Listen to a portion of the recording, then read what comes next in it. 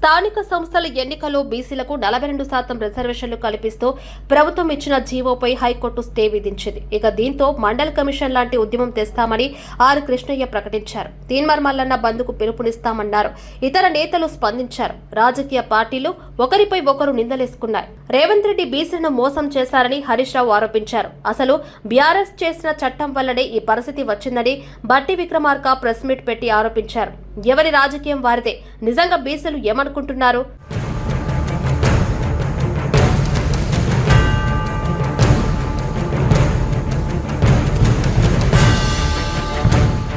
BC సామాజిక వర్గానికి చెందిన వారు తెలంగాణలో 50% పైగా ఉన్నారని కులగణన రిపోర్టులో తేల్చారు. వారి మద్దతు ఉంటే తిరుగులేని విధంగా అధికారాన్ని చెలాయించవచ్చని అనుకుంటున్నారు.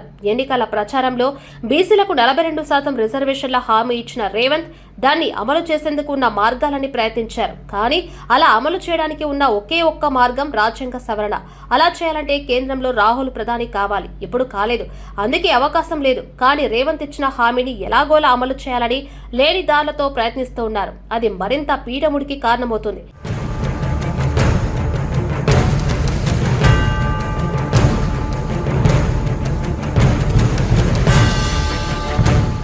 బీసీలకు రిజర్వేషన్లు ఇచ్చేందుకు కాంగ్రెస్ చేస్తున్న ప్రయత్నాలు ఆర్గానిక్ అని బీసీలు నమ్ముతారా అన్న ప్రశ్నపైనే ఇప్పుడు ఆ పార్టీకి ఆదరణ ఉంటుందా, వారంతా వ్యతిరేకమవుతారా అన్నది తేలాల్సి ఉంది. రిజర్వేషన్లు సాధ్యం కాదనుకున్నప్పుడు ఏదో విధంగా ప్రజలకు సర్ది చెప్పాలి. వీలైనంత వరకు ఆ ప్రయోజనాలు అందించే ప్రయత్నం చేయాలి.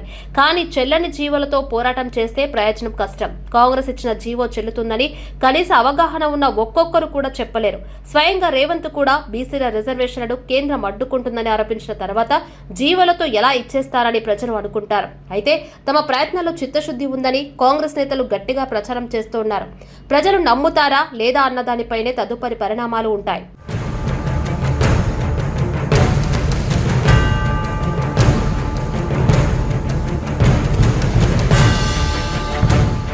రిజర్వేషన్ల రాజకీయాలు ఎప్పటికైనా రివర్స్ అవుతాయి. కులగణన వల్ల కాంగ్రెస్ పార్టీకి మైలేజీ వచ్చిందో మైనస్ అయిందో అంచనా వేయడం కష్టం. బీసీలు సమాన అవకాశాలు కోరుతున్నారు, రాజకీయ పరంగా అవకాశాలు కోరుతున్నారు.